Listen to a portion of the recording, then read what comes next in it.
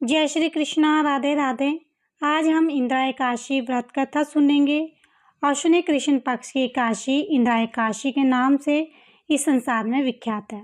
श्राद्ध पक्ष में आने के कारण इसका महत्व बढ़ जाता है और इस व्रत को करने से घोर पापों का नाश होता है और अधोगति को प्राप्त हुए पितरों को मोक्ष देने वाली ये एकादशी है। तो आइए सुनते हैं इंदिरा एकादशी की व्रत कथा। पूर्व काल की बात है। सतयुग में इंद्रसेन नाम का एक राजा राज किया करता था। वो महिषामतीपुरी में धर्म से प्रजा की रक्षा करता, राज्य करता। उसका यह सब और फैल चुका था। भगवान विष्णु का परम भक्त था। वे भगवान विष्णु को मोक्षदायक नामों का जाप करते हुए सुखपूर्वक प्रजा पालन में अपना समय व्यतीत करता। एक दिन राज्यसभा में वो सुखपूर्वक बैठे हुए थे। इतने में ही वहां नारद जी पधारे। उन्हें आया देखकर राजा ने खड़े होकर नमस्कार करके विधि पूर्वक पूजन करके आसन पर बिठाया। इसके बाद वो इस प्रकार बोले, मुनि श्रेष्ठ, आपकी कृपा से सब कुशल है। आज आपके दर्शन से मेरी संपूर्ण यज्ञ कराए हुए सफल हो गए।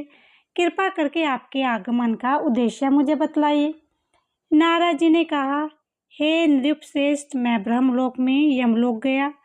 यमराज ने भक्ति पूर्वक मेरा पूजन किया, सुंदर आसन पर बिठाया। उस समय यमराज की सभा में मैंने तुम्हारे पिता को वहां देखा। वे व्रत भंग के दोष में वहां थे। राजन, उन्होंने आपके लिए एक संदेश दिया है, उसे सुनो। उन्होंने कहा है कि बेटा, मुझे इंदिरा एकादशी के व्रत का पुण्य देकर स्वर्ग में भेजो। उनका संदेश लेकर मैं तुम्हारे पास आया हूँ। हे राजन, तुम विधि पूर्वक इंदिरा एकादशी का व्रत करो। राजा ने पूछा, हे मुनि श्रेष्ठ, इंदिरा एकादशी व्रत की क्या विधि है? किस मास में किया जाता है? इसकी क्या कथा है? मुझे विस्तार से बताओ। नारद जी ने कहा, हे राजन सुनो, मैं तुम्हें पुण्यकारी व्रत की विधि बतलाता हूँ। अश्विनी कृष्ण पक्ष में 10वीं तिथि के उत्तम दिन श्राद्ध युक्तित से स्नान आदि से नृत्य होकर मध्यकाल में नदी पर स्नान करके पितरों का पूजन कर तर्पण कर एकाग्रचित होकर एक समय भोजन करें।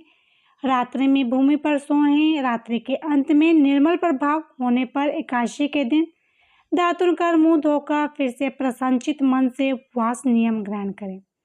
हे कमल नयन भगवान विष्णु, आज मैं सब भोगों को छोड़कर निराहार रहकर उपवास करूंगा तथा कल मैं भोजन करूंगा।